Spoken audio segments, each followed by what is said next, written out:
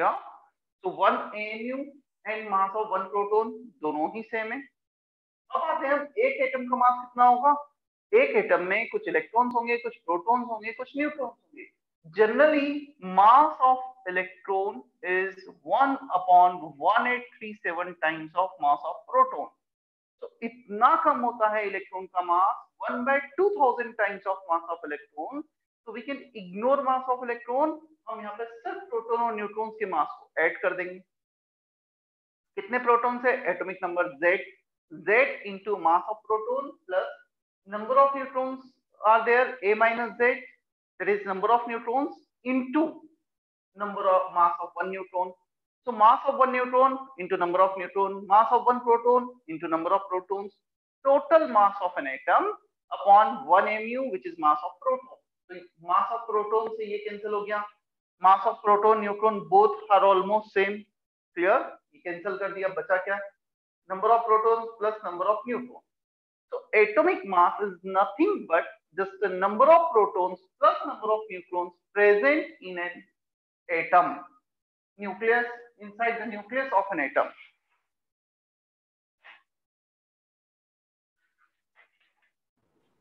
Sir वो sir मैं disconnect हो गया था, वो लास्ट सेकंड वाला बताओ ना।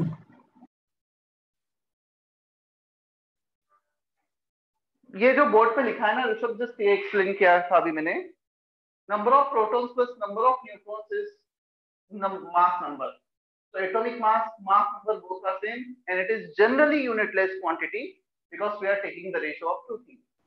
सर वो Mn कैंसिल कैसे हो गया मास ऑफ न्यूट्रॉन?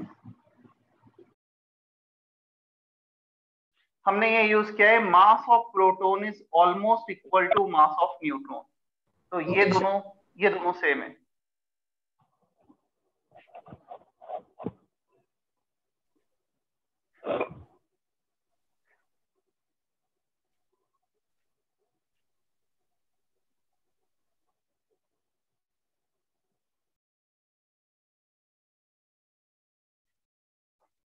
अच्छा, अब क्वेश्चन आता है, एटॉमिक मास यूनिटलेस होता है but it depends on our requirement. हम कब क्या चाहते हैं उसके अकॉर्डिंग हम एटॉमिक मास का डिफरेंट यूनिट यूज कर सकते हैं। क्लियर? देखते हैं अभी हम। जैसे हमें चाहिए mass of A one atom, यदि हमें वन एटम का मास चाहिए तो हम ए म्यू को मल्टीप्लाई कर दो। जस्ट फॉर एग्जांपल ऑक्सीजन का जो एटॉमिक नंबर है 8 है, मास नंबर है 16 है। तो यहाँ पे ऑक्सीजन का mass of one atom upon this ये 16 आएगा। If you multiply 1 AMU here, you will get mass of one atom. मतलब एटॉमिक मास नंबर को AMU में रिप्रेजेंट करोगे, एक एटम का मास आ जाएगा। देखते हैं हम।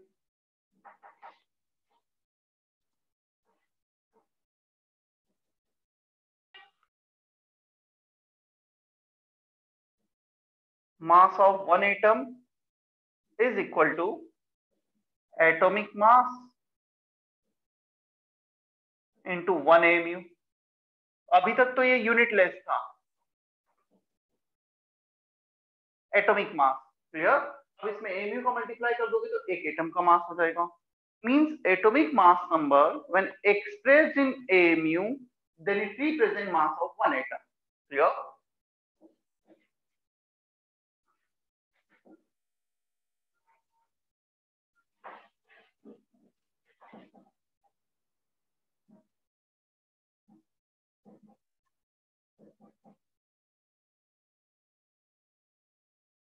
Gram atomic mass, atomic mass के बाद चलो ग्राम एटॉमिक मास में पहले क्या कहा गया है पहले तो हम ये देखते हैं, फिर उसको प्रूव भी करेंगे mathematically. When atomic mass expressed in grams, then it is called gram atomic mass.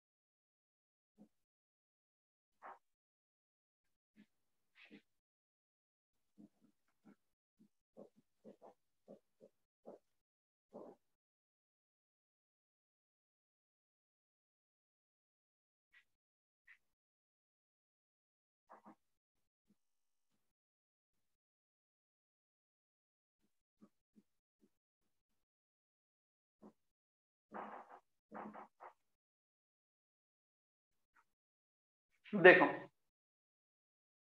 Gram atomic mass, when atomic mass expressed in grams, then it is called gram atomic mass. अभी जो oxygen वाला case था, उस oxygen को 16 को यदि हम 16 grams लिखेंगे तो ग्राम एटॉमिक मास हो गया।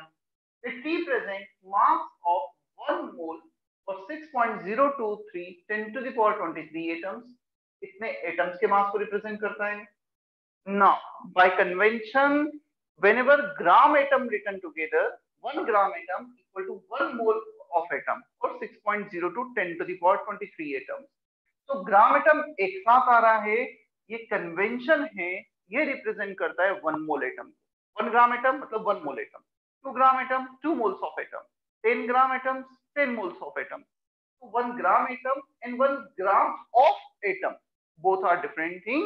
1 gram of atom means किसी भी एक एलिमेंट के एटम्स का 1 ग्राम, बट ग्राम एटम एक साथ लिखा है, इसका मतलब वो 1 मोल एटम को रिप्रेजेंट कर रहा है उस एलिमेंट। Is that okay? ऐसा कन्वेंशन है जो ध्यान रखना है। अब मुझे ये भी प्रूव करना है, हम ये कैसे बोल सकते हैं कि 16 को अभी एमयू में रिप्रेजेंट किया था तो एक एटम, 16 को ग्राम में रिप्रेजेंट कर रहे तो 1 मोल एटम। तो I am going to prove this why 16 gram represent 1 mole atom. तो मैं प्रूव भी करता हूं मैथमेटिकली। कॉपी कर लो जल्दी से।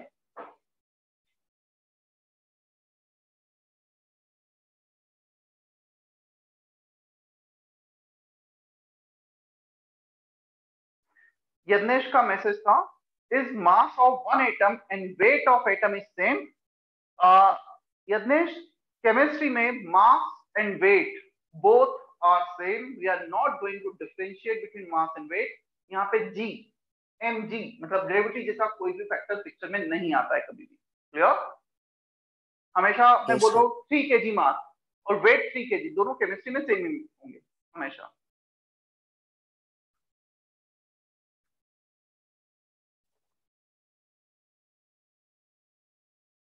तुम्हारे जो दिवाली वेकेशन हैं वो 12 to 17 रखे गए ना? Just for your information, you are sir उसके बाद समवेयर। सर उसके बाद ऑफलाइन है क्या? क्या सर उसके बाद ऑफलाइन क्लासेस है क्या? दिवाली के बाद ऑफलाइन है? देखो, ये एक्चुअली एक ऐसा क्वेश्चन है कि आंसर किसी को भी नहीं पता कि ऑफलाइन कब से है। मतलब we are expecting from 1 November, फिर 15 November, but still we did not get any kind of. 30 नवंबर तक एक्सटेंड क्या है तो मुझे नहीं पता अभी कि कब क्या होने वाला है, बट ऑनलाइन हो ऑफलाइन हो, हमें मतलब जैसा भी हम मैक्सिमम अपना कर सकते हैं वो करना है, क्योंकि ये सिचुएशन ऐसी है कोविड की। आज क्या हो रहा है, कल क्या हो रहा है, परसों क्या होगा, कुछ नहीं बोला जा सकता। अच्छी बात यह है पिछले ऑलमोस्ट 30 डेज से टोटल केसेस डिक्रीज हो रहे हैं, बाकी डेली केसेस कभी अप कभी डाउन हो रहे हैं, तो मैं कुछ भी नहीं बोल सकता उसके बारे में। जब भी गवर्नमेंट की परमिशन आएगी, definitely from the next day will try to start the offline classes also, but without permission illegally वो पॉसिबल नहीं है। और वैसे 2-3 दिन पहले जो मैंने सुना था, नासिक में जो एक एसोसिएशन है, टीचिंग एसोसिएशन या कोचिंग फेडरेशन एसोसिएशन कुछ तो है, I don't know exactly name, तो उन्होंने जो भी है एनएमसी से परमिशन ऐसा उनको लेटर दिया था कि हमें परमिशन दी जाए। तो एनएमसी ने बोला कि दिवाली तक तो नहीं, 15 के बाद दी जाएगी, but again that is always subjective, क्योंकि प्राइम मिनिस्टर ने डे 1 पे बोला था 21 डेज के बाद सब खुल जाएगा, और 21 डेज थे और आज 8 मंथ्स हो गए उस बात को। तो अभी तो सिनेमा हॉल्स भी चालू हो गए। यस सर, आज से सिनेमा हॉल तो चालू हो गए। क्या होता है, सिनेमा हॉल और कोचिंग स्कूल में थोड़ा सा डिफरेंस ये आ जाता है। सिनेमा हॉल यदि कोई जा रहा है तो अपनी इच्छा से जाएगा, ऐसा है, बट स्कूल और कोचिंग चालू होते हैं तो थोड़ा सा फोर्स आ जाता है कि अब बच्चों को जाना ही है, तो वो वाली बात हो जाती है। तो इसलिए थोड़ा सा गवर्नमेंट ने उस चीज को रोक रखा है। मैं ये नहीं बोल रहा हूँ वो सही है, शायद 9+ क्लास वालों की स्टार्ट होने वाली है, जो 9th में है ना, उनकी और उनके ऊपर वालों की। चलो देखते हैं। यस सर, होने वाली है। यदि क्लासेस स्टार्ट होगी तो हमारी भी होगी, कोई टेंशन नहीं। मतलब यदि जैसा सबके साथ होगा जैसा हमारे साथ होगा, बट हाँ मैं डेट तुम्हें तभी बता पाऊंगा जब मेरे पास ऑन पेपर चीजें होंगी कि हाँ ये इस डेट से चीजें हों। मतलब जैसे मैं नासिक में रहता हूँ, डेली ऑफिस भी हम जाते ही हैं, तो जो भी होगा मतलब हमें पता लग जाएगा, तुम्हें जैसे ही पता लगेगा कम्युनिकेट किया जाएगा। इसमें एक और फैक्ट ये रहेगा, यदि ऑफलाइन क्लासेस स्टार्ट भी होती हैं, स्टार्टिंग में कुछ वीक्स तक डाउट सेशन के लिए बुलाया जाएगा, वीक में 1 दिन 2 दिन 3 दिन जैसा भी कंफर्टेबल होगा, और किसी भी बच्चे को फोर्स नहीं किया जाएगा कि उन्हें आना ही है कंपल्सरी। मतलब जो भी ऑफलाइन में होंगी चीजें वो ऑनलाइन में भी होंगी एट द सेम टाइम, क्योंकि कुछ बच्चे बाहर से हैं, हॉस्टल चालू हो ना हो, मेस चालू होगा या नहीं होगा, तो एक ट्रैक तो ऑनलाइन भी चलना है, और जिसे लगता है कि नहीं हमें ऑफलाइन आके भी करना है तो वो भी ऑप्शन अवेलेबल है। मतलब दोनों ही होगा जब भी offline, at least for the few months, 2 to 3 months।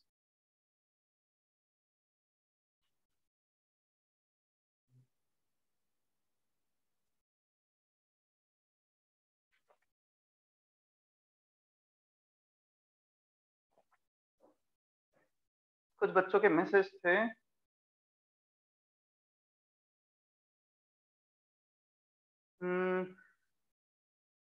Sir done. प्रेम का था। एक मिनट ना।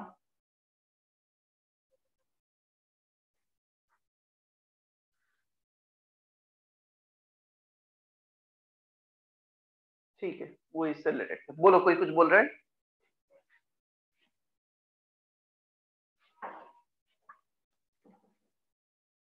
somebody was saying something, बोल सकते हो अभी? Nothing, sir. I just want to say done. चलो, if we want to represent mass of one atom of oxygen, तो हम लिखेंगे 16 AMU। ये हमने देखा था। अच्छा, 16 AMU means 16 into 1.67 10 to the power minus 24 grams। AMU को हमने ग्राम्स में कन्वर्ट कर लिया। क्लियर? अब हम आते हैं एक मोल के मास पर। This is the mass of one atom. अब हमें एक मोल का मास चाहिए। चलो एक मोल का मास कैलकुलेट करते हैं। 16 into 1.67 10 to the power minus 24 into Avogadro's number 6.02 10 to the power 23।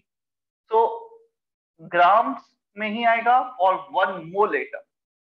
this is the mass for the 1 mole atom। yeah? when you multiply this minus 24 plus 23, ये आ जाएगा -1 10 to the power। when you multiply 1.67 into 6.02, ये exactly 10 आता है।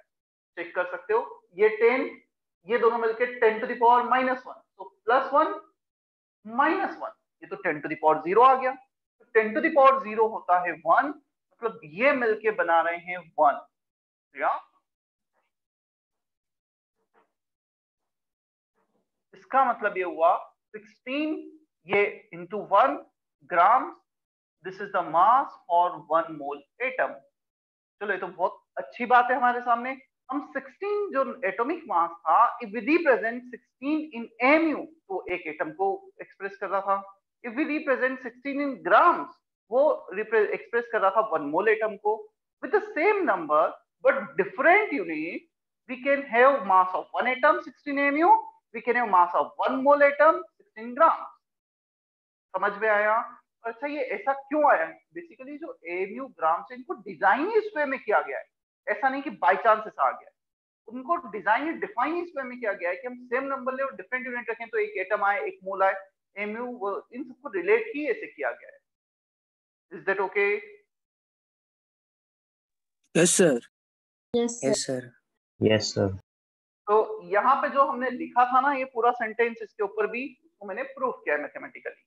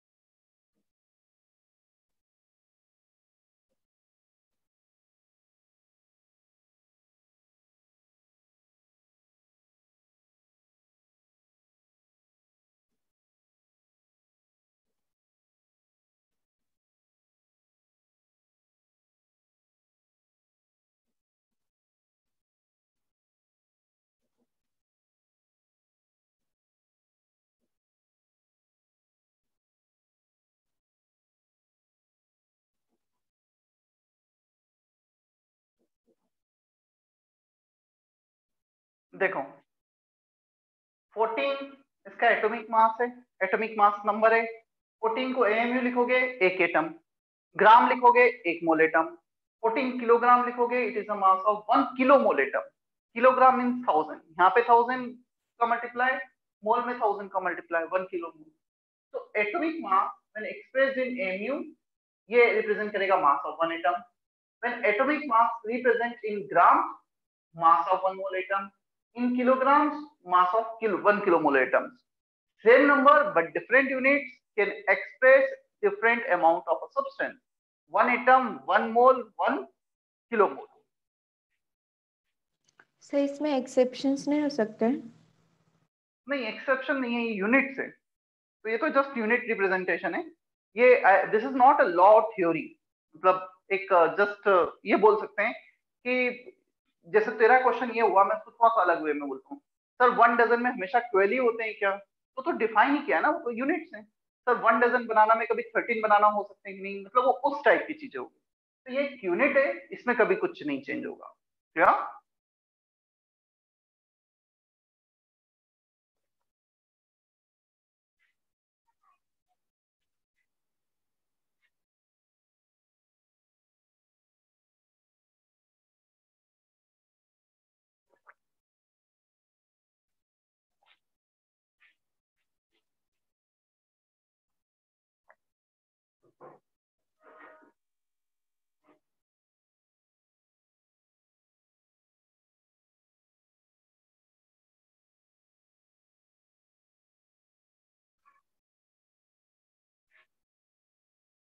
दर्शना, answer मिल गया question का?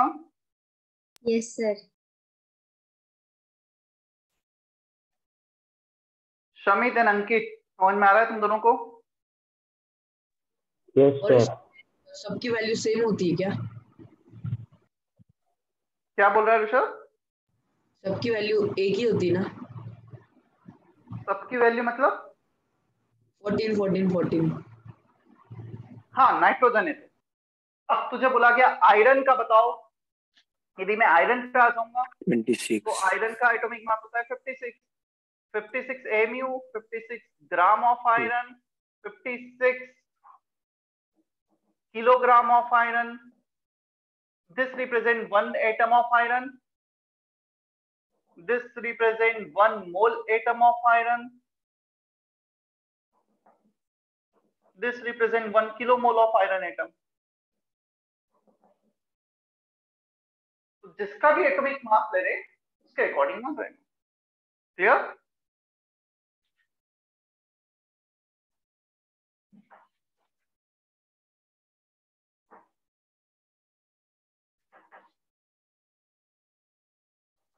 ये example भी लिख लो, सेकंड एग्जांपल। सर मतलब अगर 28 AMU बोला है मतलब हाफ एटम ना? कितना? Half atom. हाँ, 28 Mu represent mass of half atom of iron, but practically half atom of iron cannot exist. Half mole of iron atom can exist. Clear? एक atom को ब्रेक नहीं किया जा सकता है, एक मोल में बहुत सारे एटम है, उनको 50-50 किया जा सकता है। तो हाफ 40 इसको बोलेंगे 26 एमयू प्रैक्टिकली एग्जिस्ट नहीं करेगा, कैलकुलेशन के लिए तुम ले सकते हो, कोई प्रॉब्लम नहीं है। 28 ग्राम कैन एग्जिस्ट। सर इन तीनों में रिलेशन है क्या कुछ? इन तीनों में AMU ग्राम्स और किलोग्राम।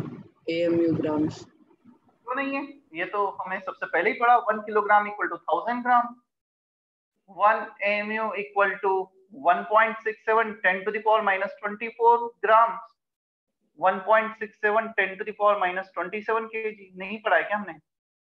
पढ़ा है ना, वो टेबल कल ग्रुप पे ही फॉरवर्ड की थी लास्ट लेक्चर में, याद है? Mass of 1 proton, 1 MU is mass of proton, gram kilogram, ये रिलेशन। चाहो तो लिख भी सकते हो वापस से। अभी डेरिवेशन में भी तो ये किया था ना, एमयू को ग्राम में कन्वर्ट करने के लिए लिखा था, याद है?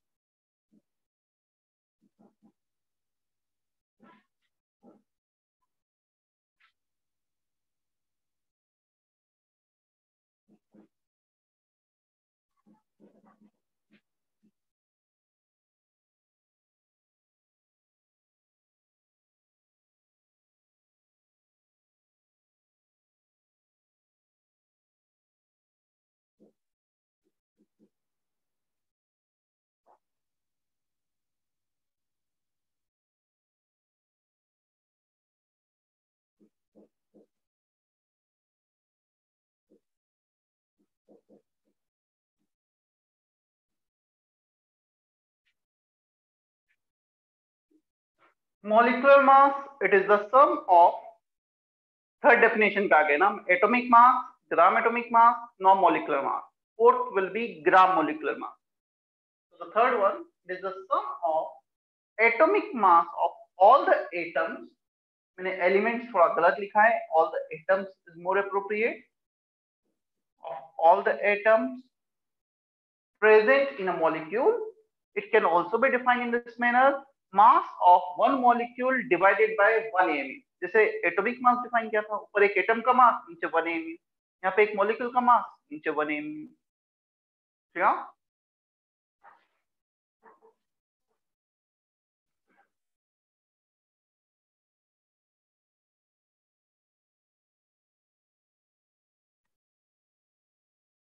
तो यदि एक मॉलिक्यूल का मास चाहिए तो जो मॉलिक्यूलर मास है उसमें AMU का मल्टीप्लाई कर देंगे हम, जैसा लास्ट टाइम किया था. चलो मैं कुछ एग्जांपल ले लेता हूँ. C6H12O6, इसका मॉलिक्यूलर मास बताना है. कार्बन के 6 एटम, तो 12 टाइम्स ऑफ 6, 12 को हमें 6 टाइम्स ऐड करना पड़ेगा, plus 12 times of 1 plus 16 into 6.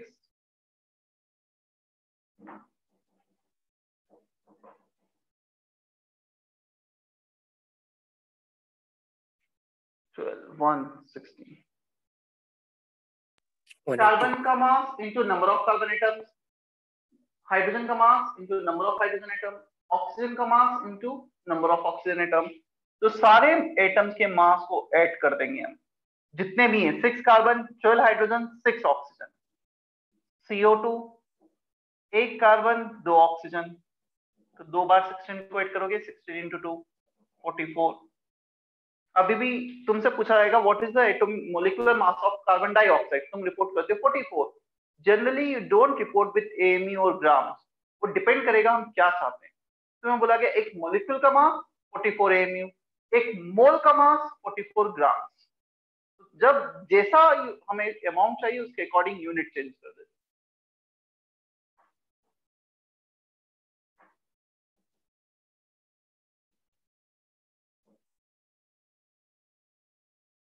Sir इसको डिवाइड नहीं करना है, 1 mass of carbon 12 atom.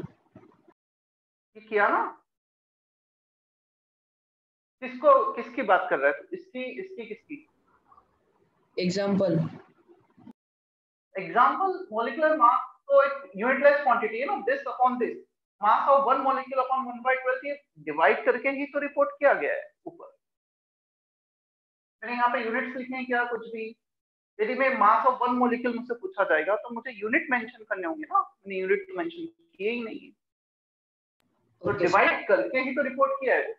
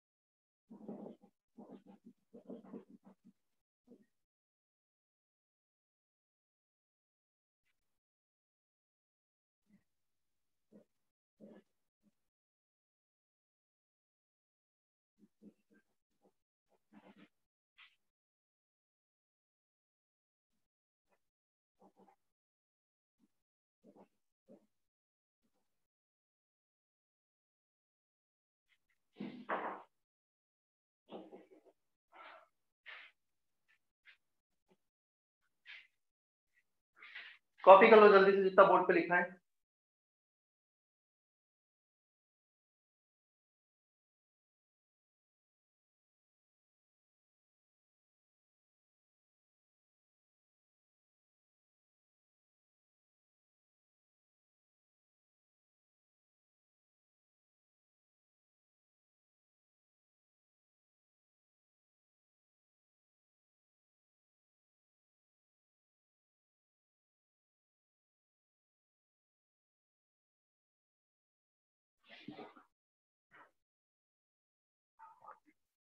Ishan, Manish, Mansi, clear है इतना? Yes sir. हाँ सर। Yes sir. हर्षवर्धन का मैसेज था sir, proton, electron and neutron का मास कैसे डिस्कवर किया experimentally, can you tell about it? Harsh, electron proton neutron का डिस्कवरी हमने एक लेक्चर में, तुम प्रेजेंट नहीं थे क्या तक?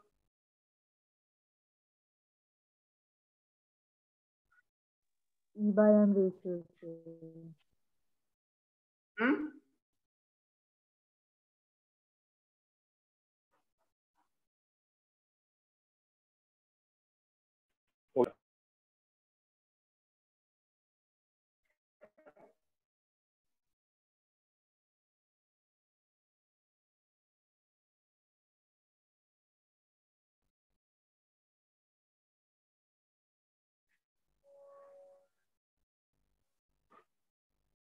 सर बोलो। सर आपने थर्ड पॉइंट लिखा है 1 gram molecule is equal to 6.02 10 to the power 23 molecules. तो सर वो हर एक मॉलिक्यूल के लिए अलग अलग होगा ना? तो वही क्वेश्चन पूछा है जो अभी थोड़ी देर पहले किसने पूछा था, शायद साक्षी ने पूछा था या किसने पूछा था कि सर 1 डजन में 12 बनाना, किसी के लिए 12 बनाना तो होगा, 1 डजन मैंगो के लिए 13 मैंगोज होंगे, इसमें यूनिट होगी ना। 1 mole of anything means any particle, तो 1 mole molecule 6.02 10 to the power 23 molecules होंगे किसी के लिए भी, चाहे वो CO2 का हो, N2 का हो, NH3 का हो, किसी का भी मॉलिक्यूल, ये तो एक यूनिट हो गई। 1 mole means this many number, यहाँ मॉलिक्यूल लिखा है दिस मेनी मॉलिक्यूल्स, यहाँ एटम्स लिखा था इतने एटम्स, यहाँ इलेक्ट्रॉन्स लिखा होता इतने इलेक्ट्रॉन्स। जैसे 1 डजन 12 होता है, वैसे ही 1 मोल 6.02 10 टू द पावर 23 होता है। Is that okay? Excuse me तो एक मिनट वेट करो, मुझे पहले थोड़ा सा ये एक्सप्लेन करने दो। सिमिलर है, यदि तुम्हें atomic mass, gram atomic mass समझ में आया होगा तो ग्राम मॉलिक्यूलर मास इजीली समझ पाओगे। एक्सप्लेन करता हूं। When molecular mass expressed in grams, वहां पे था एटॉमिक मास एक्सप्रेस्ड इन ग्राम, वो ग्राम एटॉमिक मास था, ग्राम मॉलिक्यूलर मास हो गया। It represent mass of 1 molecule, gram molecular mass, वो ग्राम एटॉमिक मास में 1 मोल एटम था, यहाँ पे 1 मोल मॉलिक्यूल हो गया। Third case 1 gram molecule, gram molecule together represent 1 mole of molecule by convention, वहां पे ग्राम एटम टुगेदर था, वो 1 मोल एटम को रिप्रेजेंट कर रहा था। 1 मोल मींस इतने atoms, 1 gram molecule and 1 gram of molecule both are different. Clear? जैसे वहां पे 1 ग्राम एटम और 1 ग्राम ऑफ एटम डिफरेंट, तो ग्राम मॉलिक्यूल एक साथ लिखा है मतलब 1 मोल मॉलिक्यूल, ग्राम एटम एक साथ लिखा है मतलब 1 mole atom. Even sometimes we can also have 1 gram ion, तो इसका मतलब होगा 1 मोल आयन। ऐसे 3 चीजों के लिए लिखा जाता है, 1 gram atom, 1 gram molecule and 1 gram ion. तो ग्राम एटम, ग्राम मॉलिक्यूल, ग्राम आयन। आयन मतलब फॉस्फेट हो गया, सल्फेट हो गया, जब भी ये साथ में लिखे होते हैं ये 1 मोल सब्सटेंस को रिप्रेजेंट करते हैं। क्लियर? ऐसा कन्वेंशन जो हमें ध्यान रखना है, क्वेश्चन में यूज आएगा। दिया क्या दिया है, 1 ग्राम ऑफ आयन दिया है या 1 ग्राम आयन दिया है, लैंग्वेज पे ध्यान देना होगा। चलो अब डाउट है तो क्लियर करो, पूछो।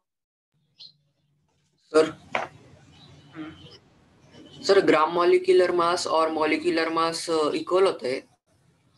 देखो molecular mass is a unit, में एक एग्जांपल ले लेता हूं अब इसका, चलो जो तुमने क्वेश्चन पूछा है, CO2 को ले लेता हूं मैं। क्लियर? CO2 का मॉलिक्यूलर मास मैंने बताया 44, 3 क्वेश्चन तुमसे पूछे जाएंगे।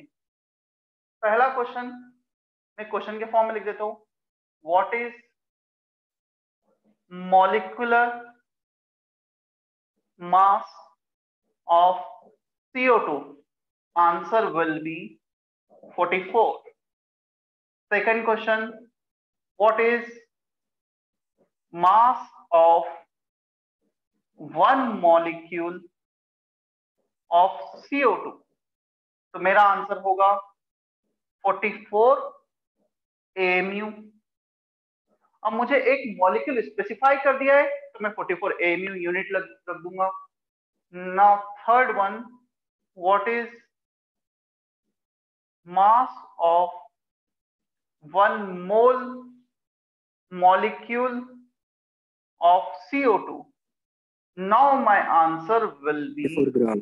44 grams. Another question, what is mass of 1 kilomole molecule of CO2? Then my answer would be 44 kilograms. So एक मॉलिक्यूल AMU, एक मोल मॉलिक्यूल ग्राम्स, एक किलो मोल मॉलिक्यूल किलोग्राम्स, जैसा एटॉमिक मास में किया था हमने। Is that okay?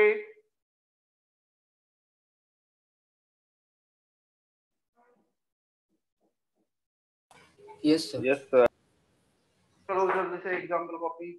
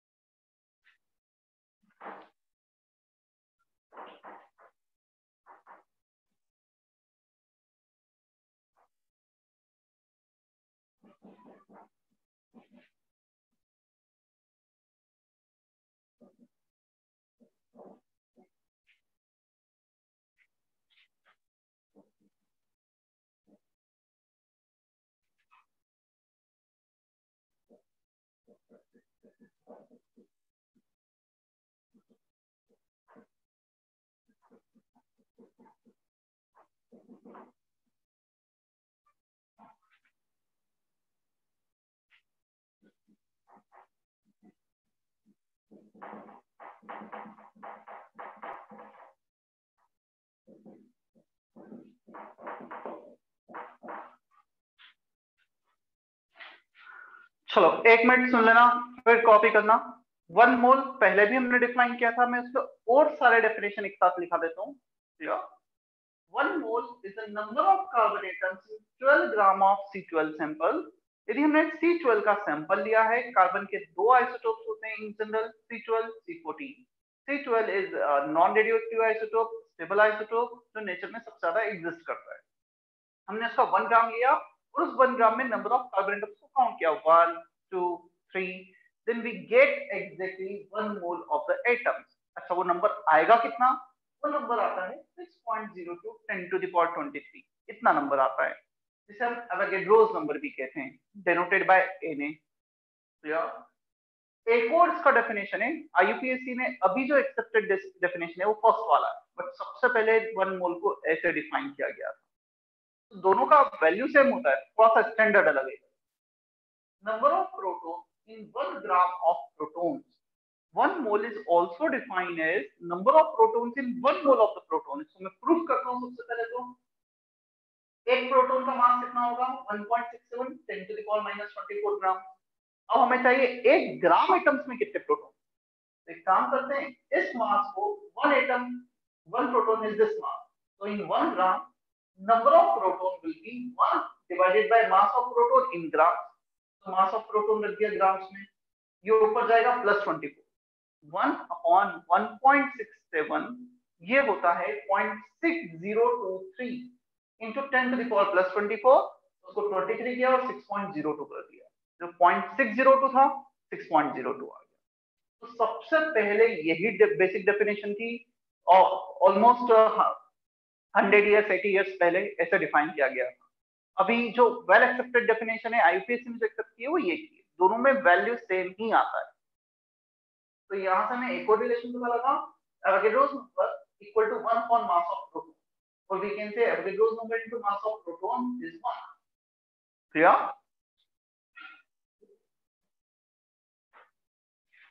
तो mole के जितने भी डेफिनेशन थे, जो रिलेशन थे, सारे एक जगह वापस से लिख दिए हमने। इसमें से हर रिलेशन कहीं ना कहीं यूज किया है मोल कॉन्सेप्ट में। सबसे पहले मैंने 1 मोल को ये डिफाइन किया था, वो आया यहां से या फिर यहां, कुछ भी बोल।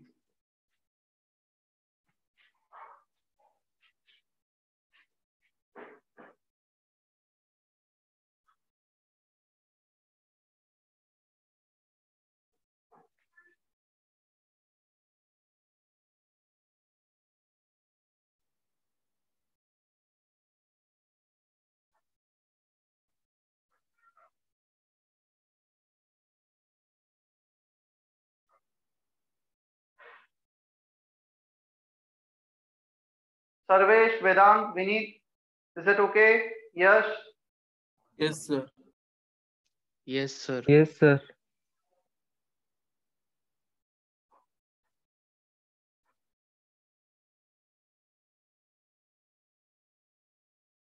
अभिलाष को मिलने आने वाले थे, अब तक आए नहीं, शायद 5-6 दिन पहले बात हुई थी, हमारे पापा आए थे, बात हुई थी, आने वाले।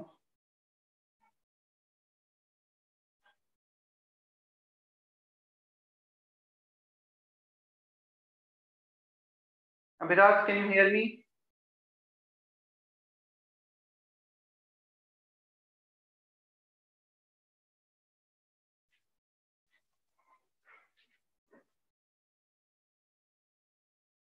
चले हम आगे। 2 मिनट सर। Yes, sir. चले आगे।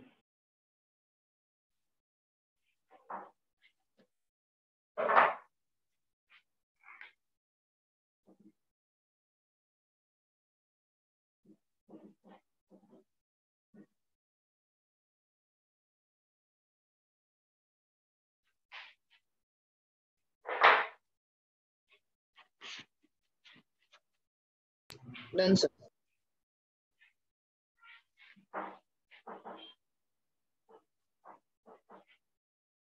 जितना भी आज हुआ है ना, मतलब बहुत अच्छे से लेक्चर के बाद आज दोपहर में लेक्चर अच्छे से पढ़े, पूरा ही पढ़ना, मतलब एकदम बेसिक से मोल कॉन्सेप्ट का क्लियर। ये चीजें यदि हमें समझ में आएगी तो हमें एकदम दिमाग में पिक्चर बन जाएगी, अच्छा एटम मोल मॉलिक्यूल, हमसे कोई भी क्वेश्चन पूछा गया इसे उसे कन्वर्ट किया जा रहा है। ठीक है, थोड़ा सा बेसिक चीजें हैं जो आईटीसी में भी हुई थी, वापस से यहाँ भी हुई। जितना आज ये मोल कैलकुलेशन तक शायद आईटीसी में किया था, फिर इसके बाद जो होगा मोल कॉन्सेप्ट में नया ऐड होते चला जाएगा।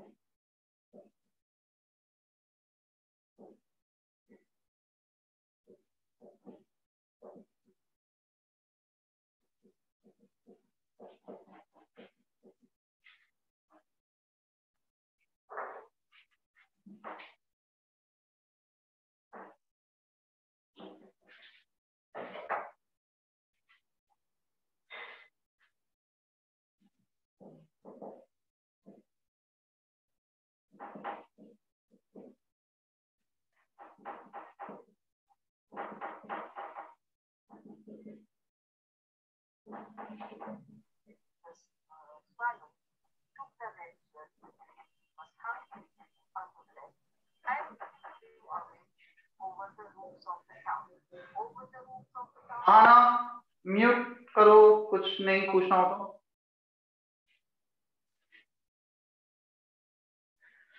हाँ,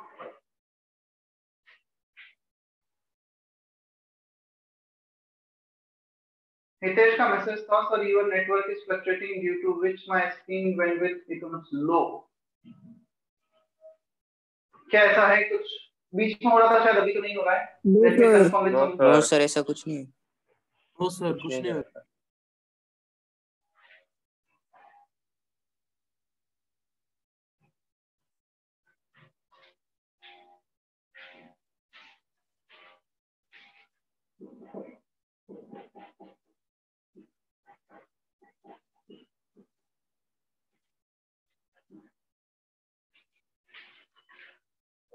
देखो, first case calculation of moles when number of particles are given.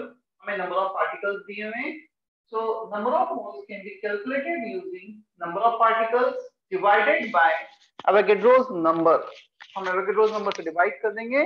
Simple सा यूनिटरी मेथड से भी हम जाएं, तुम्हें बोला गया 36 बनानास में कितने डजन बनाना है, तो क्या करोगे, 36/12 हम उस नंबर से डिवाइड करते हैं जो एक डजन में हमें नंबर ऑफ मोल्स चाहिए, हम उस नंबर से डिवाइड करेंगे which is present in 1 mole of the substance. So 1 mole has 6.02 10 to the power 23 particles. ऊपर गिवन पार्टिकल्स, नीचे इतने पार्टिकल्स, नंबर ऑफ मोल्स आ जाएगा। यूनिटरी मेथड, सिंपल सा कैलकुलेशन है ना। n नंबर ऑफ पार्टिकल्स को डिनोट करेगा, na एवोगैड्रोस नंबर को डिनोट करेगा। Second case, when weight of the substance is given, then number of moles, that is n denoted by n, is equal to weight of the substance in grams. हम weight बोले, mass बोले, chemistry में दोनों same ही होता है, upon molecular mass. Molecular mass, molar mass, both are same.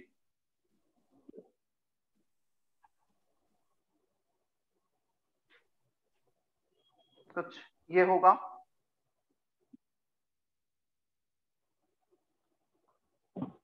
Number of moles weight by molar weight. इसको भी मैं एक्सप्लेन कर देता हूं कैसे होगा।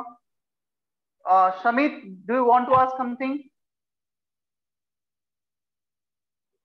तुम अनम्यूट सर, बोलो वेदांत।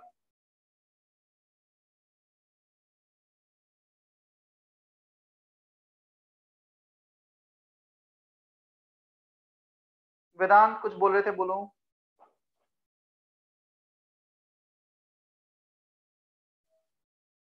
ठीक है, चलो। सेकंड केस था number of moles when weight of the substance is given, weight upon molar weight. मैं एक एग्जांपल ले लेता हूं इसका भी। तुमसे पूछा गया CO2 का 1 मोल का वेट कितना है, 44 इन ग्राम्स। तो 44 grams लोगे नीचे। Now how many moles are there in 88 grams? 88 divided by 44, 2 moles. How many grams, how many moles will be there in 100 grams? 100 divided by 44. तो molecular mass को जब हम ग्राम्स में रिप्रेजेंट करते हैं, ये 1 मोल को रिप्रेजेंट करता है। Total weight upon weight of 1 mole in grams. Clear? Kilogram में दिया है तो उसे ग्राम में कन्वर्ट करके ही लिखना होगा। तो दो डेफिनेशन देखें, N upon Na, W upon molar.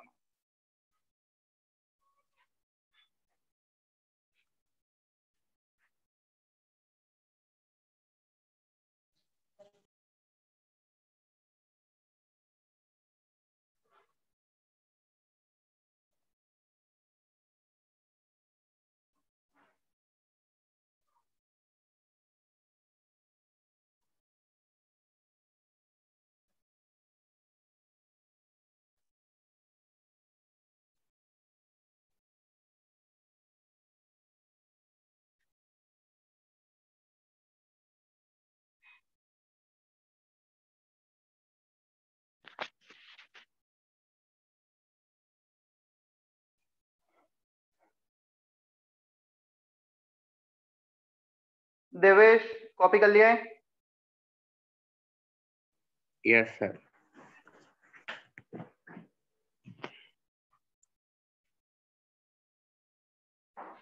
Third case बताना है मुझे।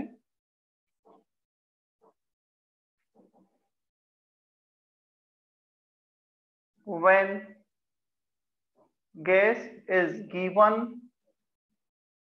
at STP और NTP कंडीशन। सबसे पहले तो STP डिफाइन करते हैं हम, स्टैंडर्ड टेम्परेचर एंड प्रेशर। से थर्ड केस है ना? थर्ड केस है, यस। वो वहां पे मैं लिख नहीं पाता, इसलिए मैंने अलग से लिख रहा हूँ, थोड़ा सा डिटेल में ना, कुछ चीजें डिफाइन करनी है मुझे।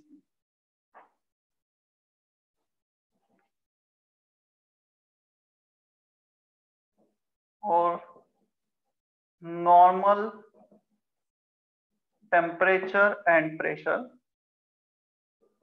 ये हो गया एनटीपी। तो एसटीपी और NTP, standard temperature pressure, normal temperature pressure. When temperature is 0 degree Celsius और 273 Kelvin, then we call it standard temperature, and the pressure must be 1 atm or 101,325 pascal. जब टेम्परेचर इतना होगा, when प्रेशर इतना होगा, we call it STP और NTP, both are same। उनके full name भी लिखें, टेम्परेचर प्रेशर कंडीशन भी लिखें।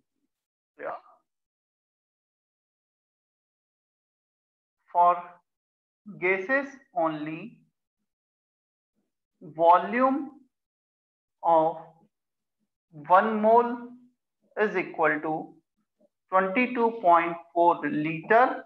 अच्छा, लीटर एंड डेसीमीटर क्यूब दोनों यूनिट सेम होते हैं। जैसे सेंटीमीटर क्यूब होता है ना, ऐसे डेसीमीटर क्यूब होता है। क्लियर?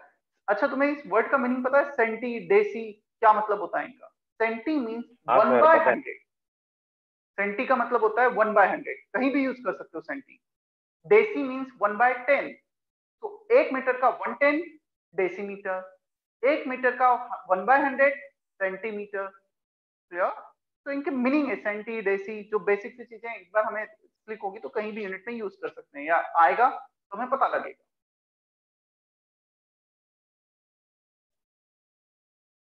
एट एसटीपी और NTP condition, for gases only, volume of 1 mole of any gas will be 22.4 litre और डेसीमीटर क्यूब एट एसटीपी और एनटीपी कंडीशन।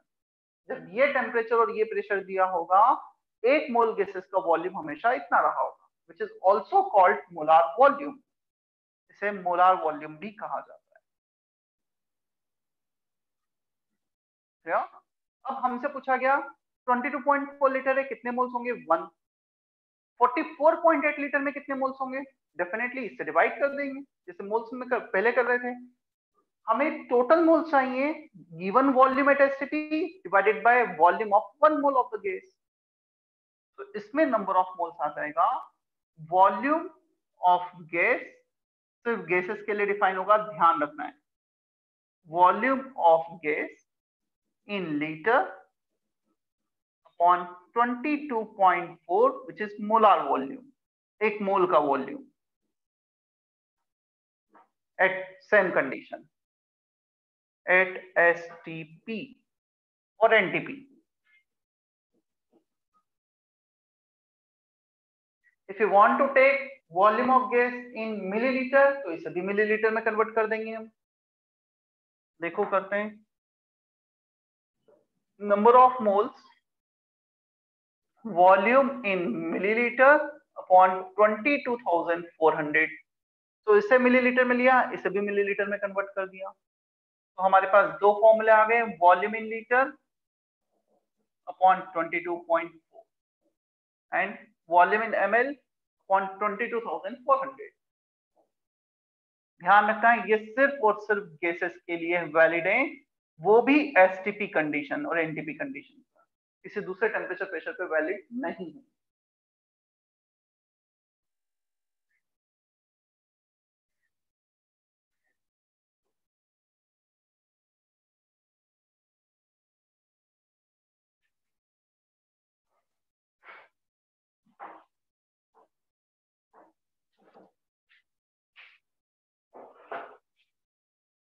और जैसा डिस्कस हुआ था लास्ट क्लास में,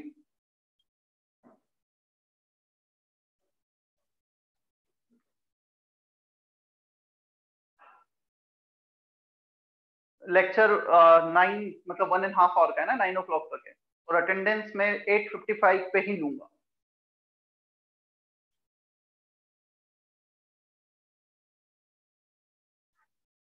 सर वो फॉर गैसेस ओनली, सर वो वापिस रिपीट करो ना। क्या बोल रहा है, फिर से बोल। आपने जो फॉर गैसेस ओनली लिखा है ना वो नीचे, वो वाला वापिस एक्सप्लेन करो ना।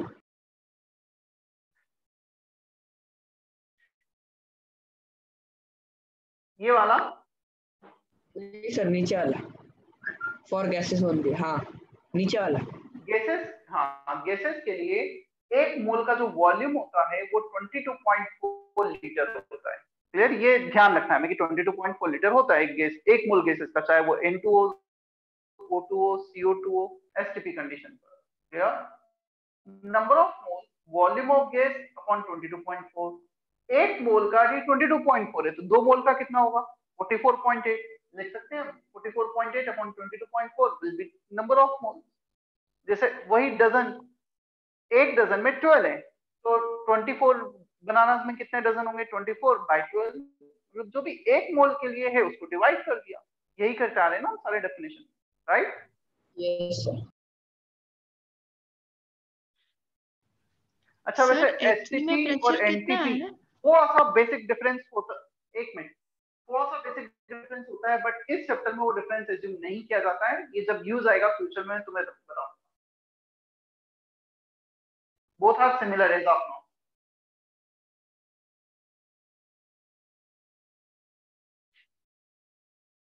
सर बोलो।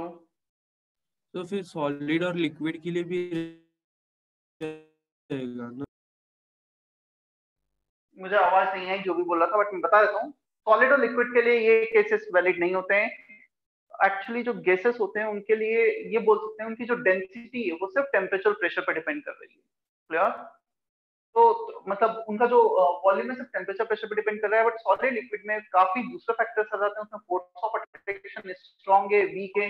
तो सॉलिड लिक्विड के लिए ऐसा कोई फॉर्मूला हमारे पास नहीं है।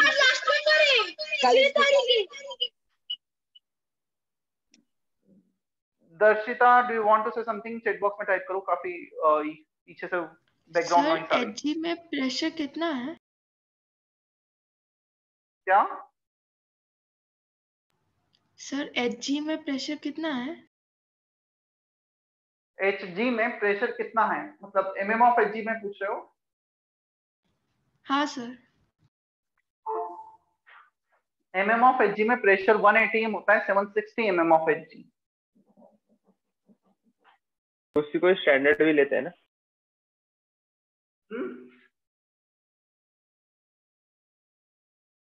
क्या कभी कभी स्टैंडर्ड लेते हैं? 760 mm ऑफ Hg को भी। मतलब ये सेम ही है। स्टैंडर्ड क्या? 180 m 101325 pascal, 760 mm of Hg, 76 centimeter of Hg, they all are same but just in the different unit। तो ये यही चीज हो गई। 1 किलोग्राम और 1000 ग्राम, कौन सा स्टैंडर्ड है? Both are same. 1 kilogram is 1000 gram basically. तो ये तीनों अलग नहीं है ना, और भी 180 और भी यूनिट्स में रिप्रेजेंट कर सकते हैं। so they all are same। yeah? Yes sir।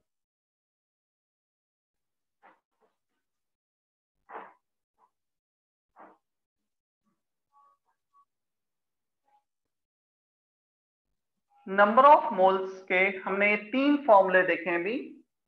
Number of particles upon Avogadro's number, weight by molar weight, volume in litre upon 22.4।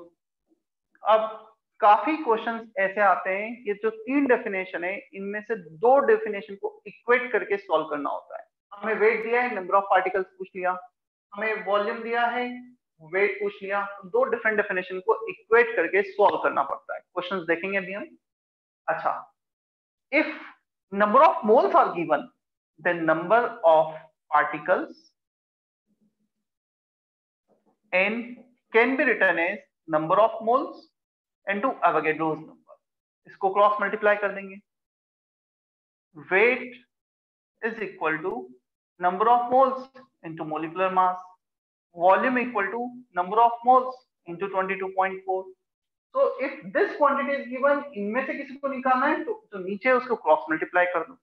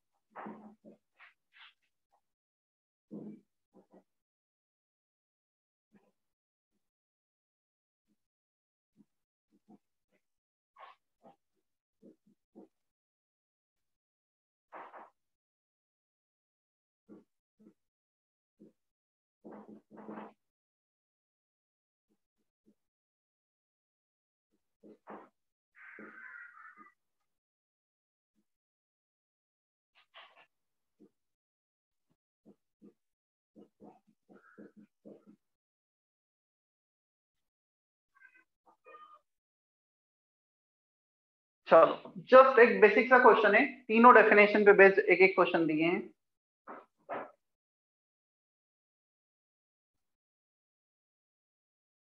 Molecular mass, molar mass, both are same ना?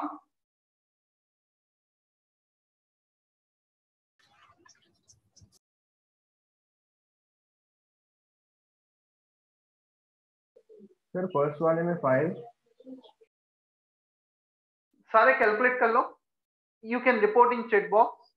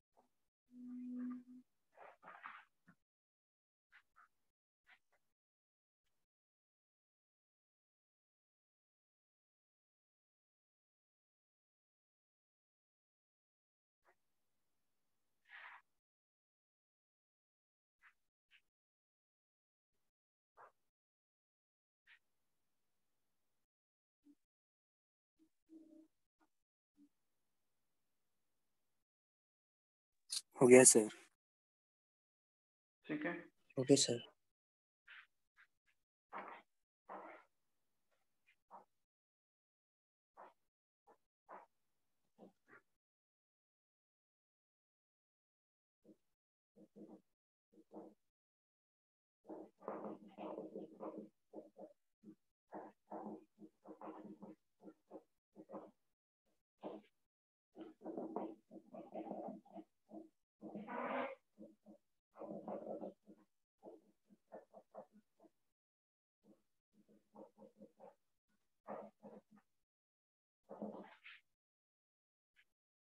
.005।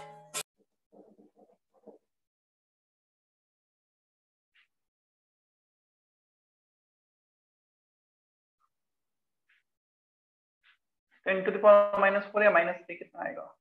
-4 ही sir. -3 -4 ही आएगा। 0.0005 3 0 आएंगे।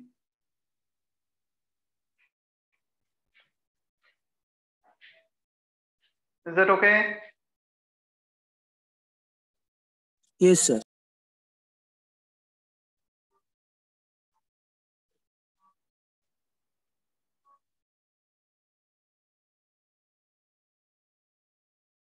Ajinkya, Ankit, Ansh, Ashwin clear है? Sir. Yes sir. Yes sir.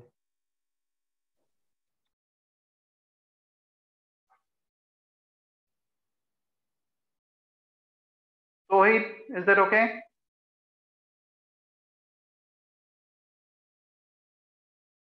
Rohit,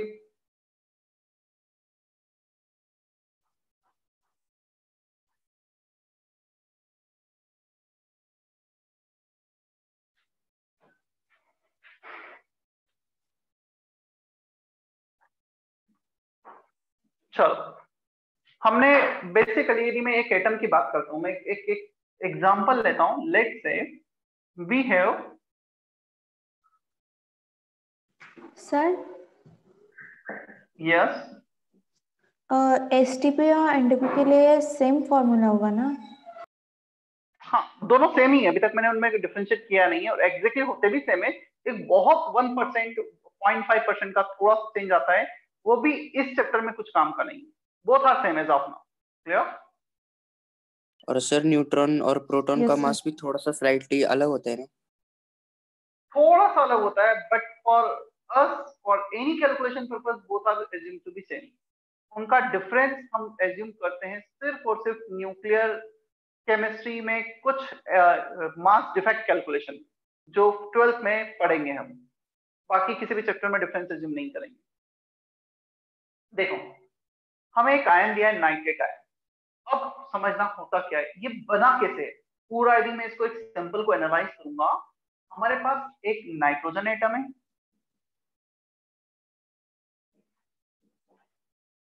plus 3 oxygen atom है, 1 nitrogen atom, 3 oxygen atom, plus एक extra electron आ गया है बाहर से। जो नाइट्रोजन और ऑक्सीजन के इलेक्ट्रॉन थे वो तो थे ही उनके पास, 1 extra electron is there, 1 electron. इनसे मिलके बना है 1 ion. If we talk about 1 ion, 1 molecule is the combination of 1 nitrogen atom, 3 oxygen atom, and 1 electron.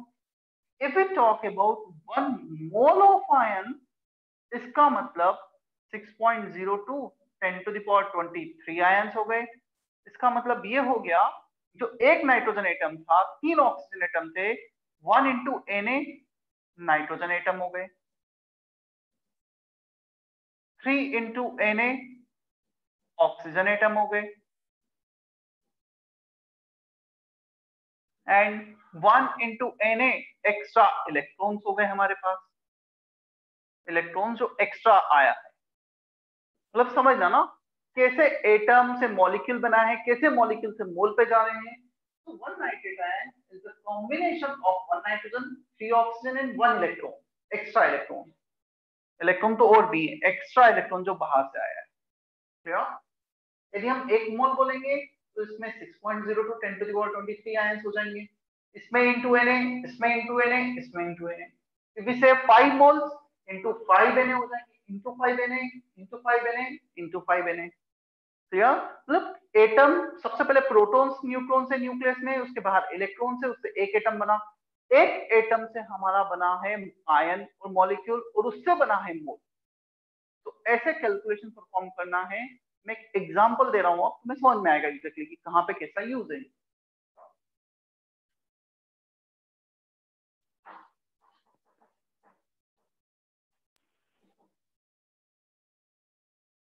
Find the following in, क्या लिया जाए, नाइट्रोजन हो गया,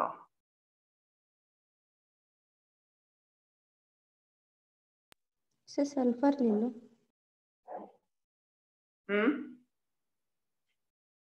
Find the following in ClO3 minus, ये क्लोरीन का 35 वाला आइसोटोप है ना, हम 35 वाला आइसोटोप यूज कर रहे हैं इसमें, 37 बिल्कुल भी नहीं, 35 है सारे। ClO3 माइनस, इसको अलग लिखता हूं, this is chlorine 35 plus 8 3 16 3 48, 48 plus 35 83, 166 gram. First number of moles, second number of ions, third number of chlorine atom, fourth number of oxygen atoms। क्या ये कॉपी कर लिया है सभी ने? Yes sir. सर लास्ट रहने दो सिर्फ 1 मोल आयन का।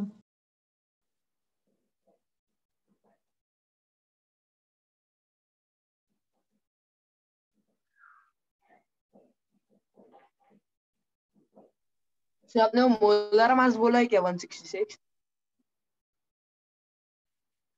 मोलार मास मैं क्यों बोलूंगा, मोलार मास तो पता होता है, मैं चेंज नहीं कर सकता मोलार मास।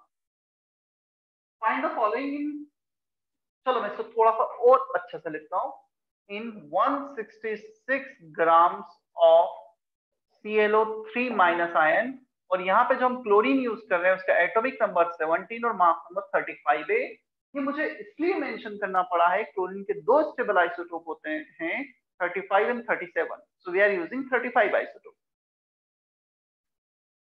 हाँ, एक ही स्टेबल होगा तब तो मुझे मेंशन नहीं करना पड़ता।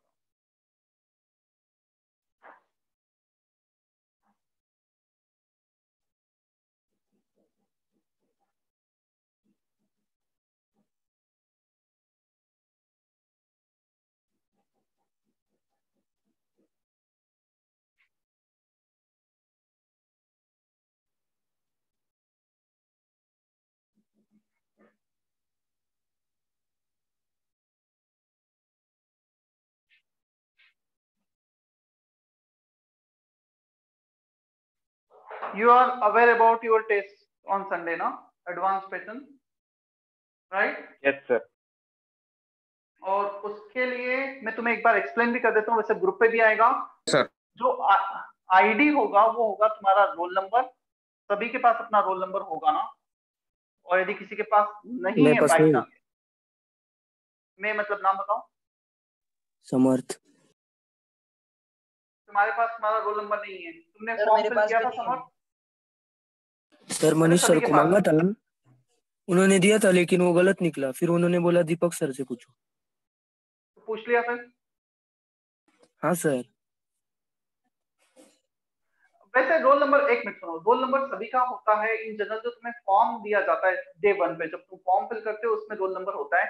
और बाई चांस किसी के पास नहीं है, नहीं पता है, तो दीपक सर से कॉल करके मैसेज करके पूछ सकते हो ना, मैसेज भी करोगे वो बता देंगे जब भी जैसा भी होगा, ठीक है?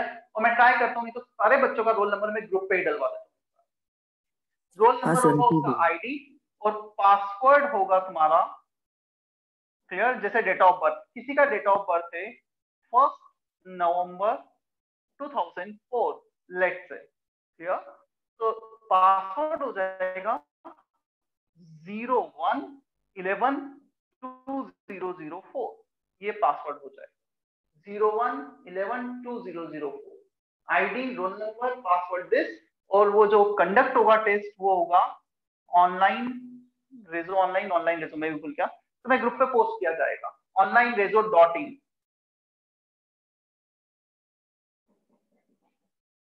तो मैं ग्रुप पे लिंक शेयर कर दी जाएगी।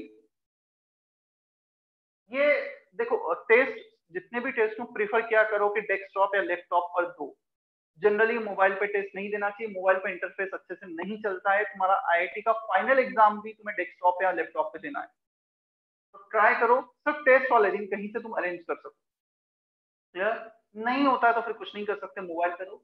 बट ये ऐप नहीं है शायद ना, मुझे नहीं पता इसका ऐप है या नहीं है मोबाइल पर, बट डेस्कटॉप पे डायरेक्ट है सर। ये मोबाइल पे ठीक से ओपन ही नहीं होता है सर। ओके बस एक मिनट, ठीक है ऐप होगा, बट अगेन वो मोबाइल पे बहुत अच्छे से, मतलब मोबाइल के लिए फ्रेंडली नहीं है। हो सकता है तुम दे दो टेस्ट, बट स्टिल जैसा मैं बोल रहा हूँ ट्राई करो टेस्ट सारे डेस्कटॉप लैपटॉप पर ही दो, क्लियर। और अगेन 8 महीने 10 महीने हो गए, यदि तुम्हारे घर पे नहीं है तो अब तक बजाय मोबाइल को खराब करने के, मोबाइल कोई भी अच्छा सा मोबाइल 10,000 15,000 का आता है, और इतना उस पर लेक्चर देखने यार बैटरी वगैरह सब कुछ खत्म हो जाती है। डेस्कटॉप एक अच्छा सा डेस्कटॉप जो तुम्हारे काम आएगा 15 to 17,000 में अच्छा सा डेस्कटॉप मिल जाएगा, मतलब रीजनेबल कॉन्फ़िगरेशन का, जो हमारी रिक्वायरमेंट होगी। तो 15-17,000 का आएगा नो डाउट, मोबाइल से तो बेटर ही ऑप्शन है वो, लेक्चर्स के लिए भी और इसके लिए भी। ये तुम्हें और ग्रुप पे पोस्ट कर दिया जाएगा ना, मतलब मुझे हो सकता है रेजो ऑनलाइन रेजो, मुझे भी ध्यान नहीं हो क्या है।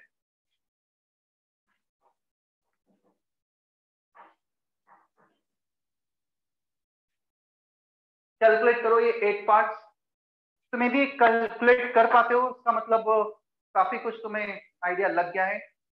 मुझे पता भी नहीं लगा, 9 o'clock ऑलरेडी, बट ये क्वेश्चन करना है ना, मैं आंसर बताऊंगा इन सभी।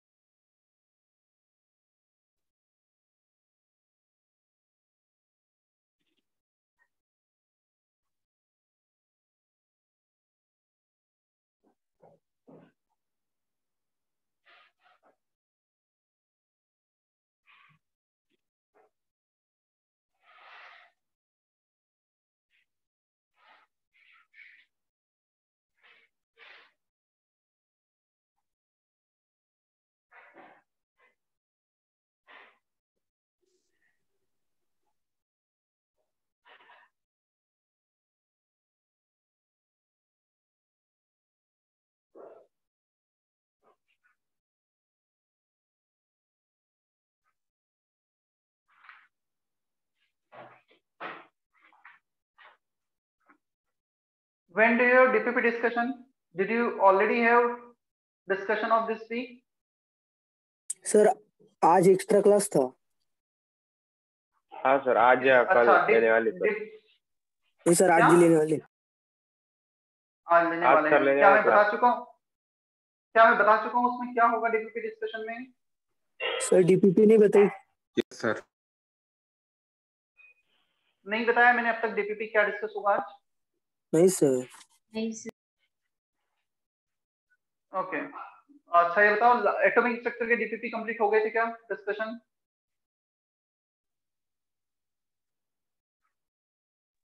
नहीं सर, पूरी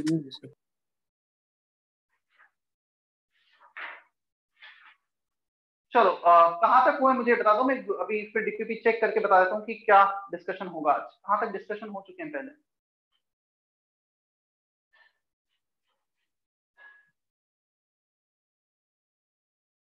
सर 7 तक हो चुका है।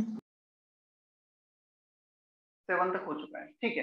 मैं लेक्चर के बाद ग्रुप पे पोस्ट करता हूँ, दो ऑप्शन है, मैं डीपीपी नंबर वगैरह पोस्ट कर दूंगा, अदरवाइज एक और ऑप्शन है, मैं कुछ क्वेश्चंस अपने एंड से पोस्ट कर दूंगा फॉर टुडेज डिस्कशन। तो जब तक तुम कर लेना लेक्चर के जस्ट बाद ही, यदि मैं पोस्ट करूंगा तो मान के चलना 30 क्वेश्चंस के आसपास पोस्ट करूंगा, नहीं तो फिर मैं डीपीपी बताऊंगा। मैं एक बार चेक करता हूँ कि कितना हो सकता है डीपीपी।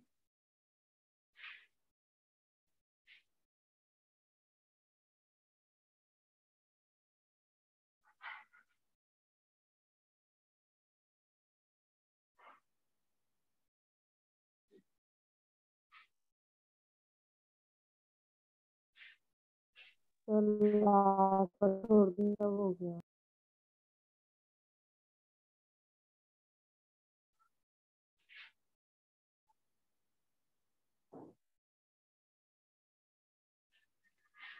सब done.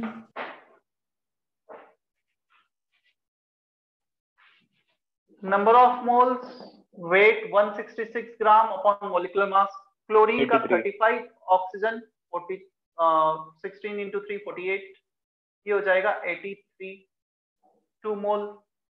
Number of ions, number of moles into Avogadro's number 2Na। पहले दो पार्ट क्लियर है सभी को? Weight by molar weight, number of particles, moles upon Avogadro's number. Moles आ गए फर्स्ट पार्ट में। क्लोरीन एटम कितने हैं? हमारे पास 2Na मॉलिक्यूल हैं। One molecule has one chlorine atom into 1, 2Na total molecules into 3। एक आयन में 3 ऑक्सीजन एटम है, तो टोटल आयन कितने हैं? 2Na। Number of ion into oxygen atom per ion, 2Na into 3 हो जाएगा। नंबर ऑफ प्रोटॉन्स पर आयन, देखो हमें करना क्या है, मुझे पूछा गया लेट से हमारे पास टोटल ऐसे 50 मार्कर है यार, और हर मार्कर का वेट कुछ 50 लेट से कुछ भी ले लेते हैं 25 ग्राम से, तो टोटल वेट कितना होगा? 25 इंटू 15।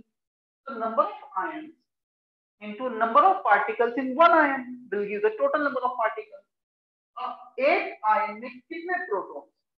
क्लोरीन में प्रोटॉन्स कितने होते हैं? 17। ऑक्सीजन में प्रोटॉन्स होते हैं 8, 3 ऑक्सीजन है। So this are the number of protons per ion into number of ions। एक आयन में इतने प्रोटॉन, टोटल आयन में इतने proton. Number of electrons 2Na, chlorine के 17। रिपीट करो ना प्रोटॉन्स का।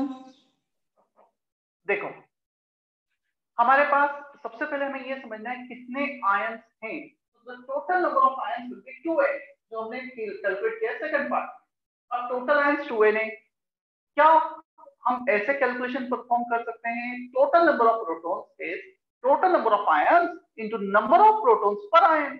एक आयन में जितने प्रोटॉन है, लेट्स से एक आयन में प्रोटॉन्स आ रहे हैं 17 क्लोरीन के, ऑक्सीजन के 8 प्रोटॉन्स, 8 into 3 24, 24 प्लस 17 यदि हम ऐड करेंगे तो आएगा 41। एक आयन में 41 प्रोटॉन्स है, तो 2 into Na आयंस में कितने होंगे? 2Na into 41।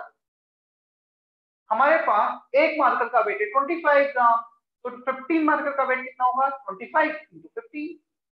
Protons in one ion into number of ions, electrons in one ion into number of ions। Neutrons calculate करना है। Neutrons in one ion 17, 35, 18 plus 8 into 3 into total number of ions। क्या समझ में आ रहा है अभी ये?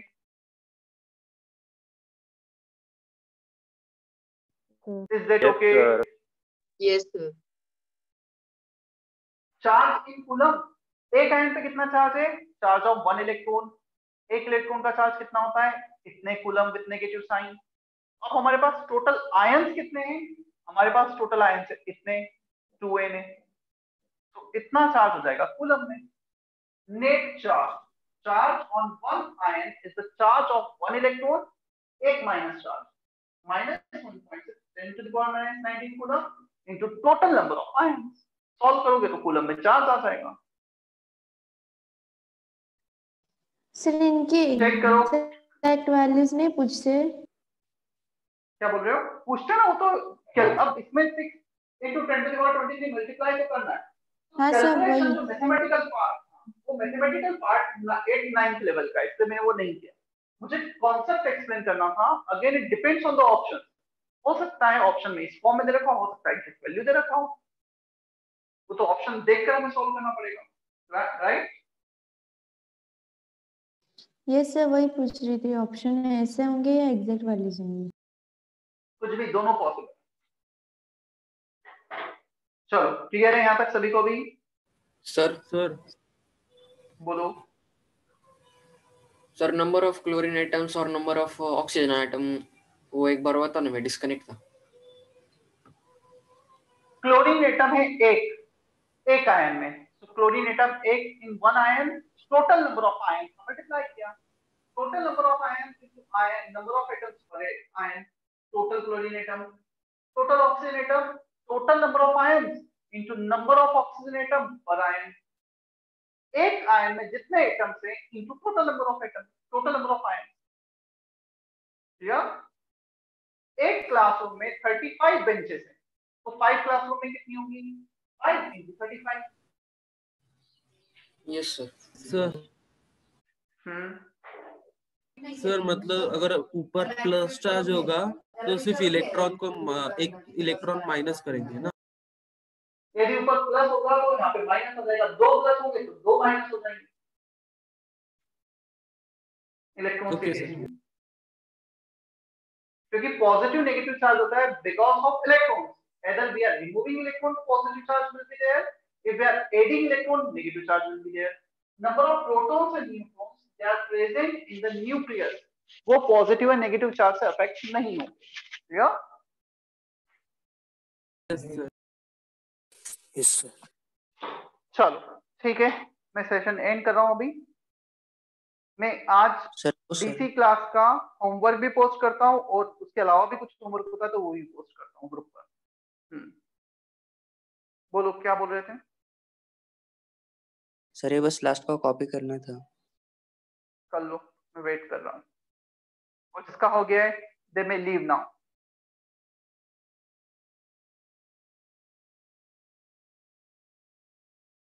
दर्शना का मैसेज था सर 8th वाला रिपीट करिए।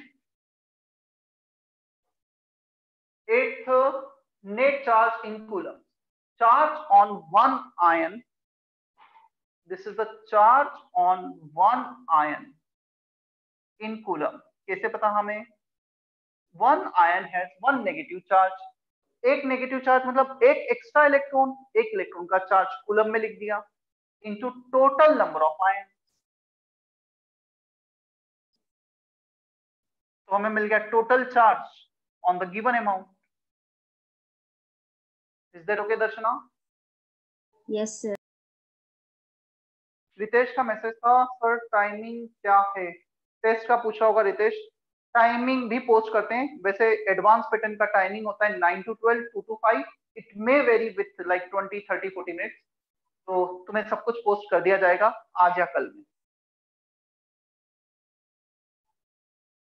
ध्यान रखना paper will not be easy, paper थोड़ा सा टफ होगा, कॉन्सेप्चुअल होगा, नेगेटिव मार्किंग होगी। जितना हमें आता है अच्छे से उतना ही करें। एडवांस पैटर्न में नंबर ऑफ कितना तुम्हें मार्क्स मिला वो मैटर नहीं करता है ना, मतलब जितना भी तुम कर रहे हो अच्छे से करना बस। काफी कम काफी अच्छी आ जाती है। क्या अराउंड कितना परसेंट आना चाहिए फिर भी? अब ये तो पेपर टू पेपर वेरी करता है, मतलब आईआईटी एडवांस में 2016 में तुम मार्क्स देखोगे 50%, 55% कट ऑफ था, 2020 में देखोगे तो 25% कट ऑफ है। तो आईआईटी के ही पेपर में बहुत वेरी करता है, तो टेस्ट में भी मैं कुछ ऐसा फिक्स नहीं बोल सकता ना कितना आना चाहिए। There is not a fixed और similar pattern every year, even test is also don't have same और similar pattern, similar kind of marks. Even तुम ही ऑब्जर्व करोगे सेम रैंक पर एक बार मार्क्स आ रहे 50% और 50% पे एक बार तुम्हारी रैंक काफी अप डाउन हो रही है। तो अगेन वो सब कुछ सब्जेक्टिव है, कैसा पेपर आ रहा है उस पर डिपेंड करता है। पेपर मैंने देखा नहीं है तो मैं तुम्हें अभी कमिट नहीं कर सकता हूँ कि कितना परसेंट आना चाहिए।